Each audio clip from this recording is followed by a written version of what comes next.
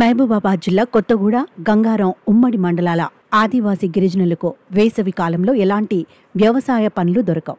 అడవులలో సహజ సిద్ధంగా లభించే ప్రకృతి సంపద అయిన ఇప్ప పువ్వు ఆ సమయంలో జీవనోపాధి చూపిస్తుంది. ఏప్రిల్, మే నెలలో ఇప్ప పువ్వును సేకరించి ఎండపెట్టి అమ్ముకొని సొమ్ము చేసుకుంటారు.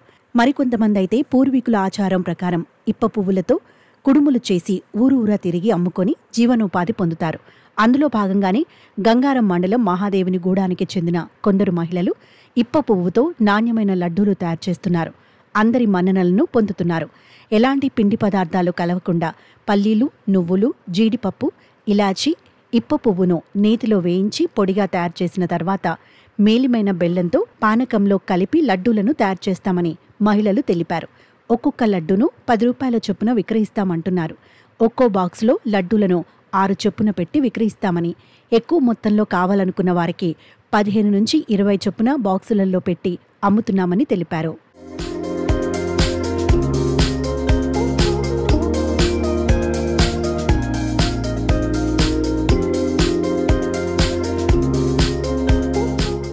కలెక్టర్ సహా అధికారుల సలహాలు, సూచనలతో మహిళలు సంఘాలుగా ఏర్పడి ఇప్ప పువ్వు లడ్డూలు చేస్తున్నారు.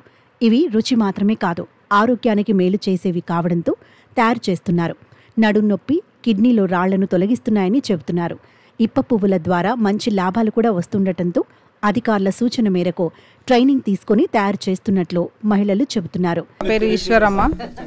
మా సంఘం వచ్చేసి చిన్న సంఘం పేరు ఝాన్సీ, మా గ్రామిక సంఘం పేరు వసుంధర, శ్రీ గాయత్రి ఆదివాసీ మహిళా జేఎల్జీ మార్కెటింగ్ పరస్పర సహకార సంఘం సార్ మా సంఘం పేరు. అయితే ఇప్పుడు ఈ లడ్డూలు ఎట్లా చేసినామంటే మాకు కలెక్టర్ గారు మా గంగారం మండలంలో అక్కడ మీటింగ్ పెట్టారు సార్. 2024 9వ తారీఖు 6వ నెలలో అక్కడ పెట్టడం వల్ల ఈ లడ్డు చేయటం మాకు వచ్చి మేము జనరల్గా చూస్తుంటాం కాబట్టి ఈ లడ్డు ఇది ఒక్కరోజే కదా చేసేటప్పుడు కూడా మా సీసీ మేడం ఒక్కరోజే నా మేడం మీ అయితే ఎప్పుడు చేయమని మాకు, ఎందుకంటే ఇబ్బంది అవుతుంది చేయటానికి కూడా. అయితే రిస్క్ కాదు అక్కడ చేయమంటే చేయమన్నారు వేరే వాళ్ళు.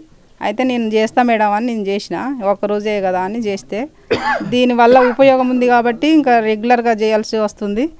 దీంట్లో లాభాలు ఉన్నాయి. కాళ్ళ నొప్పులు పోతున్నాయి, నడుము నొప్పులు పోతున్నాయి, కిడ్నీలో టోన్స్ వచ్చినా కూడా పోతున్నాయి. కాబట్టి దీన్ని మీరు ఎప్పటికి చేయాలని మా మహిళా సంఘం ఏపీఎం సార్ కానీ, సీసీ మేడం కానీ, మాకు ఇక్కడికి వచ్చిన ఏపీడీఓ మేడం, అక్కడ డిఆర్డీ ఆఫీస్ నుంచి సార్ వాళ్ళు వచ్చారు. వాళ్ళు వచ్చి దీనివల్ల మీకు లాభం ఉంది కాబట్టి మీరు ఎప్పటికి చేయండి అమ్మ, మహిళా సంఘం ఒక యూనిట్గా కలిసి చేస్తే మీకు డబ్బులు వస్తాయి, మీకు జీవనోపాధి పొందుతారు కదా అని వాళ్ళు చెప్పారు సార్. అందుకోసం మాకు ట్రైనింగ్ కావాలని మేము కలెక్టర్తో మాట్లాడినాం. మా పీడీ సార్కి ఇచ్చినాం లెటరు, పీఓ మేడం కూడా ఇవ్వడం వలన అక్కడ ట్రైనింగ్ పంపించారు. దానివలన మాకు మేము నేర్చుకున్న తర్వాత మళ్ళీ సార్ వాళ్ళు వచ్చి ఇక్కడికి శ్రీనాథ్ సార్ వచ్చారు మా కలెక్టర్ ఆఫీస్ నుంచి. మాకు సీసీ ఏపీఎం మళ్ళీ అక్కడి నుంచి ఏపీడీఓ మేడం, రాజ్ సార్ వాళ్ళందరూ వచ్చి మీరు దీన్ని చేయండి అమ్మా, మీకు చేస్తే మీకు మీ ఆరోగ్యాలు బాగుంటాయి, మీకు ఈ లడ్డు చేయడం వల్ల మీ మహిళా సంఘం కూడా జీవనోపాధి పొందుతుంది కదా, మీరు చేయండి అంటే మేము డబ్బులు వేసుకొని ఇప్పుడైతే చేస్తున్నాం సార్. మాకు ఆర్డర్స్ వస్తున్నాయి.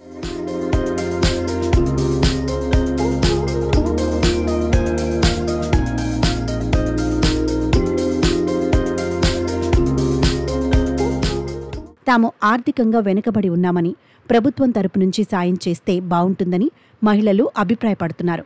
అలాగే తమ గ్రామంలో నీటి సౌకర్యం సరిగ్గా లేదని అధికారులు చర్యలు తీసుకోవాలని కోరుతున్నారు.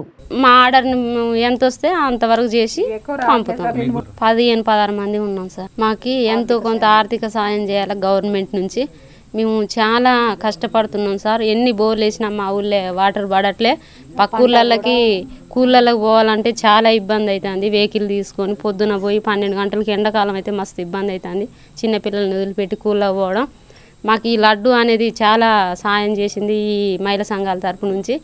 మేము మా ఊళ్ళో మేమే చేసి బతకడం కోసం కాబట్టి మాకు ఎంతో కొంత ఆర్థిక సాయం చేయాలని కోరుకుంటున్నాం సార్. మా ఊళ్ళో 8 గ్రూపులు దాకా ఉన్నాయి సార్. మేము 16 మంది ఉన్నాం మహిళలు. ఒక సంఘానికి 2 అట్లా ఈ లడ్డు సంఘంలో ఉన్నాం. అందరం కలిసి లడ్డు తయారు చేస్తున్నాం.